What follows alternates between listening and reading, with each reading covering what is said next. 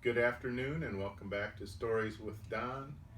We are starting a new book today, and it is Matilda by Roald Dahl. He writes some interesting books, and this is a good one. It's funny, and this is a fun book to read. So, the first chapter is entitled "The Reader of Books," and there's a little picture there.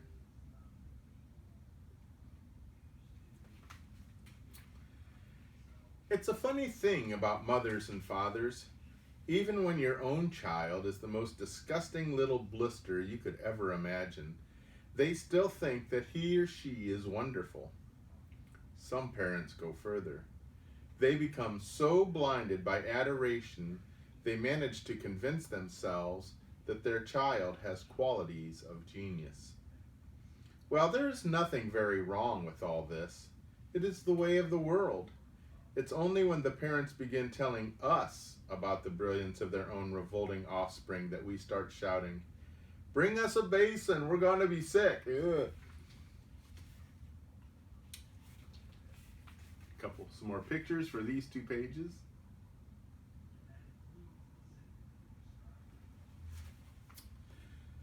School teachers suffer a good deal from having to listen to this sort of twaddle from proud parents. But they usually get their own back when the time comes to write the end of term reports. If I were a teacher, I could cook up some real scorchers for the children of doting parents. "Your son Maximilian," I would write, "is a total washout. I hope you have a family business you can push him into when he leaves school, 'cause he sure as heck won't have a job anywhere else." Or if I were feeling lyrical that day, I might write, "It is a curious truth that grasshoppers have their hearing organs in the sides of their abdomen. Your daughter, Vanessa, judging by what she's learnt this term, has no hearing organs at all." I might even delve deeper into natural history and say, "The periodical cicada spends 6 years as a grub underground, and no more than 6 days as a free creature of sunlight and air. Your son Wilfred has spent 6 years as a grub in this school, and we are still waiting for him to emerge from the little chrysalis." A particularly poisonous little girl might sting me into saying, "Fiona has the same glacial beauty as an iceberg, but unlike the iceberg, she has absolutely nothing beneath the surface." I think I might enjoy writing end of term reports for the stinkers in my class. But enough of that, we have to get on. Occasionally, one comes across parents who take the opposite line, who show no interest at all in their children, and these, of course, are far worse than the doting ones. Mr. and Mrs. Wormwood were two such parents. They had a son called Michael and a daughter called Matilda, and the parents looked upon Matilda in particular as nothing more than a scab. A scab is something you have to put up with until the time comes when you can pick it off and flick it away. Mr. and Mrs. Wormwood looked forward enormously to the time when they could pick their little daughter off and flick her away, preferably into the next county or even further than that. It is bad enough when parents treat ordinary children as if they were scabs or bunions, but it becomes somehow a lot worse when the child in question is extraordinary, and by that I mean sensitive and brilliant. Matilda was both of these things, but above all she was brilliant. Her mind was so nimble and she was so quick to learn that her ability should have been obvious even to the most half-witted of parents. But Mr. and Mrs. Wormwood were both so gormless and so wrapped up in their own silly little lives that they failed to notice anything unusual about their daughter. To tell the truth, I doubt they would have had noticed had she crawled into the house with a broken leg. Here's some pictures.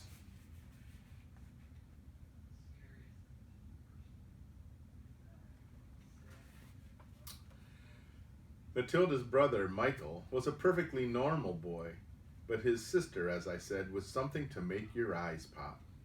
By the age of 1.5, her speech was perfect, and she knew as many words as most grown-ups. The parents, instead of applauding her, called her a noisy chatterbox and told her sharply that small girls should be seen and not heard. By the time she was 3, Matilda had taught herself to read by studying newspapers and magazines that lay around the house. At the age of 4, she could read fast and well, and she naturally began hankering after books. The only book in the whole of this enlightened household was something called Easy Cooking, belonging to her mother.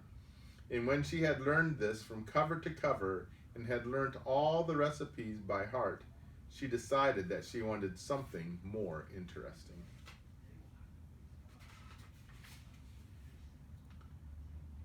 Here's a picture of her reading the cookbook.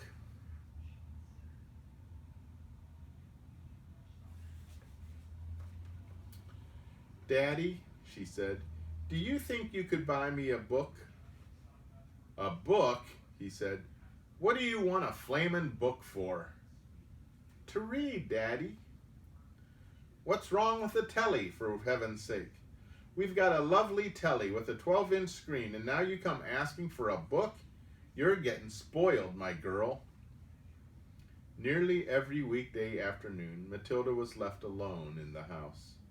Her brother, 5 years older than her, went to school.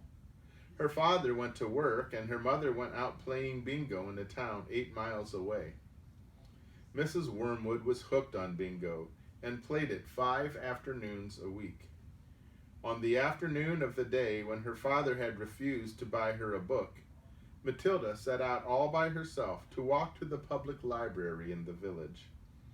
When she arrived, she introduced herself to the librarian, Mrs. Phelps. She asked if she might sit a while and read a book. Mrs. Phelps, slightly taken aback at the arrival of such a tiny girl unaccompanied by a parent, nevertheless told her she was very welcome. "Where are the children's books, please?" Matilda asked. "They're over there on those lower shelves," Mrs. Phelps told her. "Would you like me to help you find a nice one with lots of pictures in it?" "No, thank you," Matilda said. "I'm sure I can manage." From then on, every afternoon, as soon as her mother had left for bingo, Matilda would toddle down to the library. The walk took only 10 minutes, and this allowed her 2 glorious hours sitting quietly by herself in a cozy corner, devouring one book after another. When she had read every single children's book in the place, she started wandering around in search of something else. Mrs. Phelps, who had been watching her with fascination for the first few weeks, now got up from her desk and went over to her. "Can I help you, Matilda?" she asked. "I'm wondering what to read next," Matilda said. "I've finished all the children's books." "You mean you've looked at all the pictures?" "Yes, but I've read the books as well." Mrs. Phelps looked down at Matilda from her great height, and Matilda looked right back up at her. "I thought some were very poor," Matilda said, "but others were lovely. I liked The Secret Garden best of all. It was full of mystery. The mystery of the room behind the closed door, and the mystery of the garden behind the big wall." Here's a picture of her talking to Mrs. Phelps.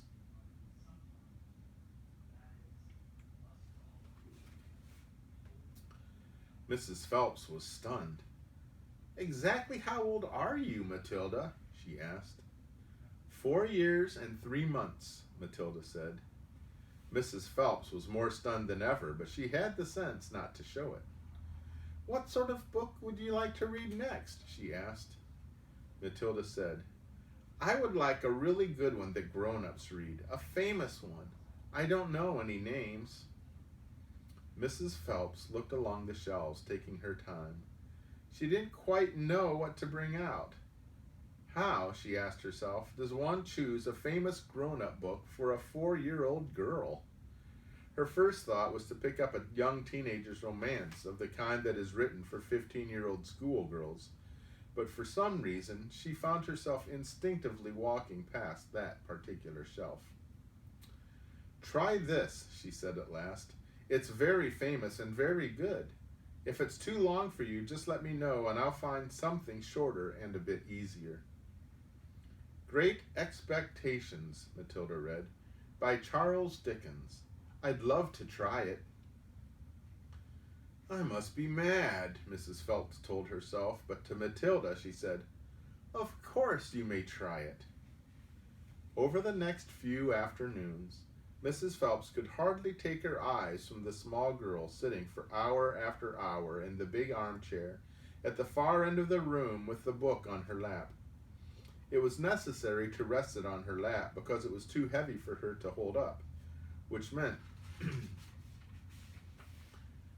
she had to sit leaning forward in order to read. And a strange sight it was, this tiny dark-haired person, sitting there with her feet nowhere near touching the floor, totally absorbed in the wonderful adventures of Pip and old Miss Havisham and her cobwebbed house, and by the spell of magic that Dickens, the great storyteller, had woven with his words. The only movement from the reader was the lifting of the hand every now and then to turn over a page. And Mrs. Phelps always felt sad when the time came for her to cross the floor and say, "It's 10 to 5, Matilda." During the first week of Matilda's visits, Mrs. Phelps had said to her, "Does your mother walk you down here every day and then take you home?"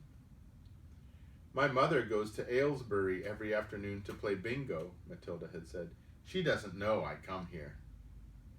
"But that's surely not right," Mrs. Phelps said. "I think you better ask her." "I'd rather not," Matilda said. "She doesn't encourage reading books, nor does my father." "But what do they expect you to do every afternoon in an empty house?" "Just mooch around and watch the telly." "I see. She doesn't really care what I do," Matilda said a little sadly. Mrs. Phelps was concerned about the child's safety on the walk through the fairly busy village high street and the crossing of the road, but she decided not to interfere.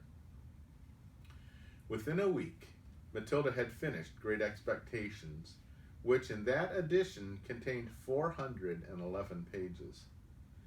"I loved it," she said to Mrs. Phelps. "Has Mr. Dickens written any others?" "A great number," said the astounded Mrs. Phelps. "Shall I choose you another?" Over the next 6 months, under Miss Phelps' watchful and compassionate eye, Matilda read the following books: Nicholas Nickleby by Charles Dickens, Oliver Twist by Charles Dickens, Jane Eyre by Charlotte Bronte, Pride and Prejudice by Jane Austen, Tess of the D'Urbervilles by Thomas Hardy, Gone to Earth by Mary Webb, Kim by Rudyard Kipling, The Invisible Man by H.G. Wells, The Old Man and the Sea by Ernest Hemingway, The Sound and the Fury by William Faulkner, The Grapes of Wrath by John Steinbeck, The Good Companions by J.B. Priestley, Brighton Rock by Graham Greene, Animal Farm by George Orwell. It was a formidable list, and by now Mrs. Phelps was filled with wonder and excitement, but it was probably a good thing that she did not allow herself to be completely carried away by it all. Almost anyone else witnessing the achievements of this small child would have been tempted to make a great fuss and shout the news all over the village and beyond. But not so Mrs. Phelps. She was someone who minded her own business, and had long since discovered it was seldom worthwhile to interfere with other people's children. "Mr. Hemingway says a lot of things I don't understand," Matilda said to her, "especially about men and women, but I loved it all the same. The way he tells it, I feel I am right there on the spot, watching it all happen." "A fine writer will always make you feel that way," Mrs. Phelps said. "And don't worry about the bits you can't understand. Sit back and allow the words to wash around you like music. I will. I will. Did you know, Mrs. Phelps said, that public libraries like this allow you to borrow books and take them home? I didn't know that, Matilda said. Could I do it? Of course, Mrs. Phelps said. When you have chosen the book you want, bring it to me so I can make a note of it, and it's yours for 2 weeks. You can take more than one if you wish. From then on, Matilda would visit the library only once a week in order to take out new books and return the old ones. Her own small bedroom now became her reading room, and there she would sit and read most afternoons, often with a mug of hot chocolate beside her. She was not quite tall enough to reach things around the kitchen, but she kept a small box in the outhouse, which she brought in and stood on in order to get whatever she wanted. Mostly it was hot chocolate she made, warming the milk in a saucepan on the stove before mixing it. Occasionally she made Bovril or Ovaltine. It was pleasant to take a hot drink up to her room and have it beside her as she sat in her silent room reading in the empty house in the afternoons.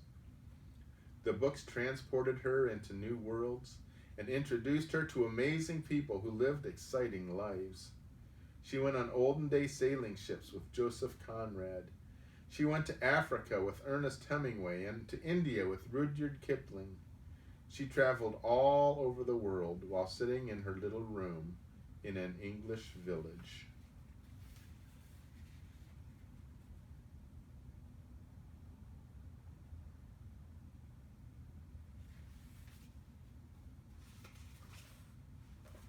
And that's the end of that chapter. I hope you enjoy it so far. It gives you a little flavor for who Matilda is, and we'll see in a bit here what's going to happen to her. So, hope you check back in tomorrow to see what happens next. So in the meantime, I hope you have a wonderful day. May God bless you. Goodbye.